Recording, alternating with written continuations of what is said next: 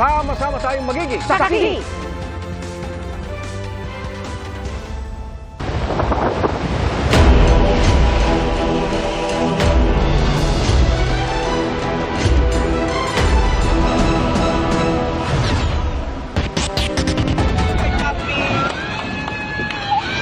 Isa po yan sa mga landslide na gumimbal sa mga taga-Albay kasunod ng pananalasa ng Bagyong Christine. Isa ang patay sa Ligao City habang dalawa ang nasawi sa ginubatan ayon sa Ligao BFP at Coast Guard District Bicol. At sa Caramoran, Catanduanes, 4 na magkakamag-anak ang nasawi rin sa landslide. Kabilang na po ang 3 bata. Halos 1 milyong bahay at gusali naman ang nawala ng kuryente ayon sa Department of Energy. Mga kapuso, sama-sama pa rin ang ating pagsaksi ngayong nakaamba naman ang landfall ng Bagyong Christine sa Isabela. At ngayong gabi nga lang po, inanunsyo ng Office of the Executive Secretary na walang pasok sa lahat ng antas ng paaralan at tanggapan ng gobyerno sa buong Luzon bukas dahil pa rin sa Bagyong Christine. Pero tuloy ang operasyon ng mga tanggapan na may kinalaman sa pagresponde sa sakuna. At para sa latest mula sa Naga City, Camarines Sur, saksi live si John Consulta. John? Pia, maayos na ang panahon dito sa Naga City pero iniwan ng Bagyong Christine ang undoy na pinsala.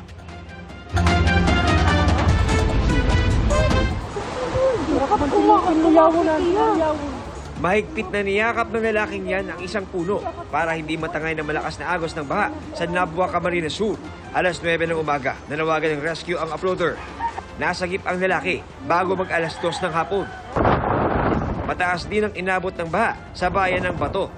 Halos bubong na lang ng ilang bahay ang hindi nalubog sa tubig. Malawak ang pagbaha sa buong bayan.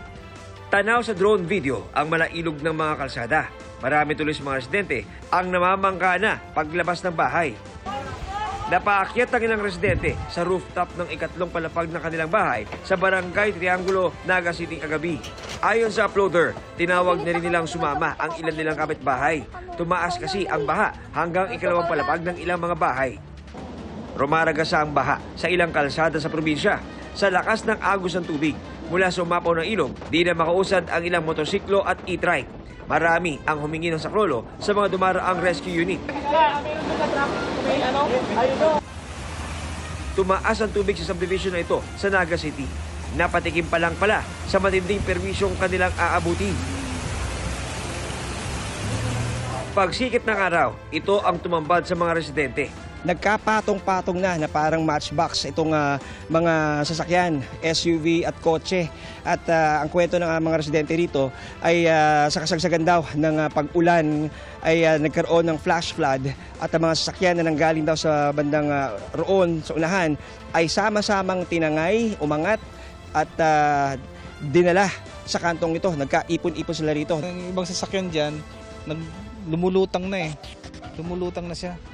Kaya iniilagan namin, nung paglabas namin dito, umiilag kami doon sa sasakyan na lumulutang. Unang-una nag-swell yung river at nagiba yung fence, concrete fence, at dahil doon ay rumagasa yung tubig papasok po dito sa subdivision. Lumalabas na around 30% of the entire territorial jurisdiction ng Naga ay binaha.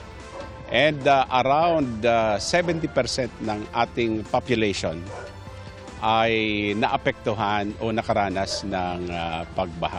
First time. Unprecedented po ito. Lahat ng mga bahay, pinasok ng hanggang liig na baha na may halong putik. Kaya napilitang umakyat sa second floor para makaligtas. Ayon sa Naga LGU, bagamat kadalasang binabaha kapag may bagyo, ngayon lang daw nila naranasan ang malaundoy na pinsala na dulot ng Bagyong Christine sa halos 24 oras na walang tigil na ulan. By around 2 o'clock or 1 o'clock in the morning, mga 700 millimeters of rain na. Accumulated rainfall na namin yun.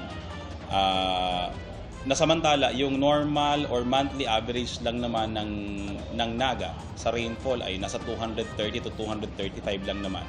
So gusto sabihin, mga almost 2.5 months na equivalent na ulan ang ibinagsak sa loob lamang ng 24 hours. Yung nangyari sa lungsod ng Naga is very much similar to what happened sa Metro Manila nung Ondoy. Sanay kami doon sa mga baha na hanggang bewang. No?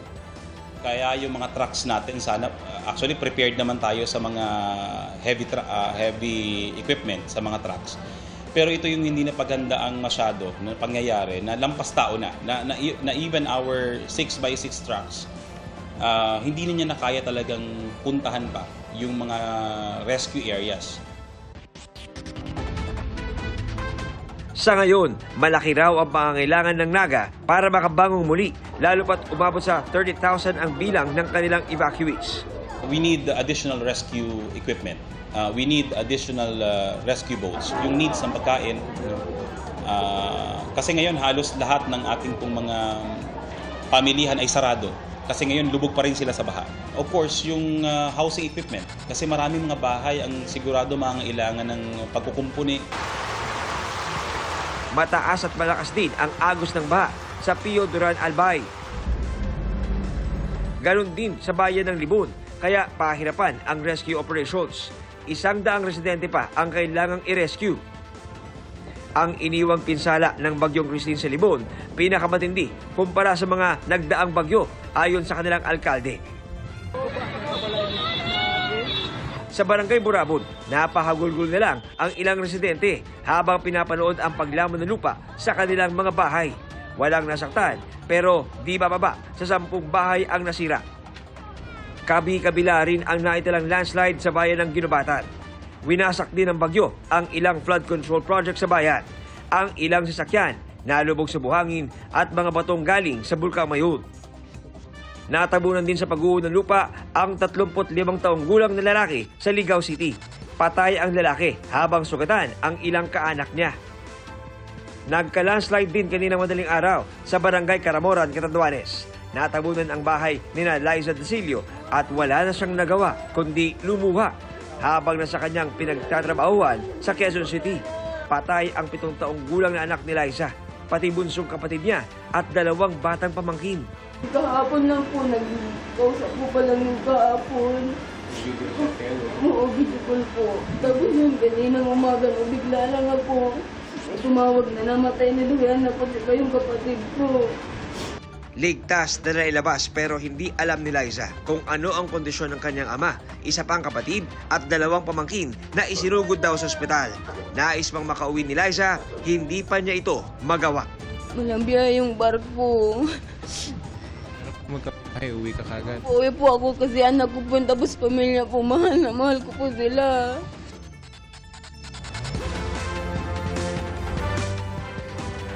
Piyak kinumpirma ng Naga City LGU na may natanggap na sila mga report ng mga nasugatan at casualties. Pero ayon sa kanila ay nasa validation stage pa rin sila hanggang sa ngayon at kinakailangan daw magsagawa ng confirmation ng PNP.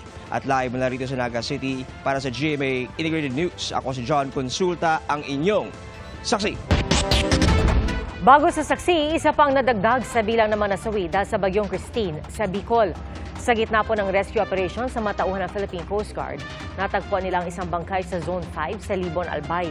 Papatuloy ang rescue operations.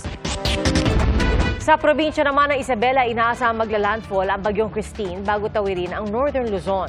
At patuloy rin ang paghahanda ng mga taga-Aurora. Mula sa Kasiguran Aurora, saksi live si Katrina Son. Katrina? Pia, ilang mga bayan dito sa probinsya ng Aurora ang nakararanas ngayon ng malakas na hangin na sinasabayan ng pabugso-bugsong pag-ulan. Dito naman sa bayan ng Kasiguran Aurora, kung nasaan tayo ngayon, malakas din ang ihip ng hangin na sinasabayan din nga ng may kalakasang pag-uulan. Ilan din sa mga barangay ngayon dito ang wala ng kuryente. Samantala, Pia, tuloy-tuloy naman ang ginagawang pag-prepare o paghahanda ng mga taga Northern Luzon sa pag-landfall ng bagyong si Christine. Ramdam na ang malakas na hangin at ulan sa malaking bahagi ng Isabela. Hindi pa man tumatama sa lupa ang bagyong Christine, hindi na madaanan ang ilang tulay dahil sa pag-apaw ng tubig. Sa Ilagan City, Dinala na sa ligtas na lugar ng pamilyang ito ang kanilang mga alagang hayop at ilang gamit. Baka raw kasi masira ang kanilang bahay sa lakas ng hangin. Kaya uwi na kami, ma'am, dahil malaki na yung ilog. Maging ang mga palayan sa Rojas, Isabela, lubog na sa baha. Isang mangingisda naman na abutang naglalambat pa rin sa isang sapa sa Gamu, Isabela para may makain ang pamilya. Maaga na ring lumikas ang ilang residente sa iba't ibang bayan sa Isabela. Kasi malakas po yung hangin, ma'am. At saka hindi rin po safe sa bahay. Isa pa, may baby May baby po ako. Sa Dagupan City, ramdam na ang malalakas na hampas ng alon at hangin kaya hindi na nangahas na pumalaot ang ilang mangingisda. Sobrang taba ko kasi anak ko kasi na nag-aalala ko pa anak ko sila. Ayaw kung may mangyaring masama sa kanila. Mahigpit din na ipinagbabawal ng otoridad ang paliligo sa dagat. At maaari, wag po munang pumunta sa karagatan natin dito sa Pangasinan para makaiwas po sa disgrasya. Sa Lingayen, Pangasinan, tila sumasayaw ang mga puno ng nyog sa baywalk sa lakas ng hanging nararanasan doon. Halos walang makita na namamasyal sa lugar. Malakas din ang hampas ng mga alon sa dagat sa Binmalay, Pangasinan na sinasabayan ng malakas na hangin. Ang ilang mangingisda dinala sa ligtas na lugar ang kanilang mga bangka. Hindi na madaanan ang Spillway Bridge sa San Francisco, Agripay, Quirino dahil sa baha.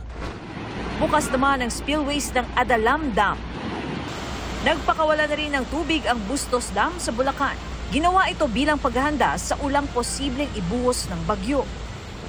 Sa briefing ni Pangulong Bongbong Marcos kasama ang iba pang ahensya ng gobyerno, iniutos niya ang pagpapakawala ng tubig sa mga dam para makabawas sa posibleng pagbaha. Maybe if what we can do is do a measured response. Kahit hindi pa high water level, magbitaw na tayo ng kaunti. Pababain na natin na hindi apektado yung mga downstream communities. Magbitaw na tayo ng tubig para pagdating ng malakas na ulan, mababa na, hindi naman mababa, pero mas naibaba natin yung tubig. Alas 3 ng hapon kanina, nagpakawala na ng tubig ang San Roque Dam. Alas 6 naman ng gabi ang Ambuklao. Nauna na ring nagpakawala ng tubig ang Binga at Magat Dam. Sinabi rin ng Pangulo na prioridad na maabot ang mga nangangailangan ng rescue basta kaya at ligtas ng puntahan ng mga air, sea at land assets ng gobyerno. Piya mula naman sa 9 barangays ay nasa 12 barangays na ang isinailalim sa preemptive evacuation. As of 8 p.m. kanina, nasa 116 families o mahigit 300 individuals na ang nasa evacuation sites. Yung mga outside evacuation naman o yung mga makikitira muna o makikitulog sa kanilang kaanak o kaibigan, nasa 87 families yan o 270 individuals. At live mula dito sa Kasiguran, Aurora para sa GMA Integrated News. Ako si Katrina Son, ang inyong saksi.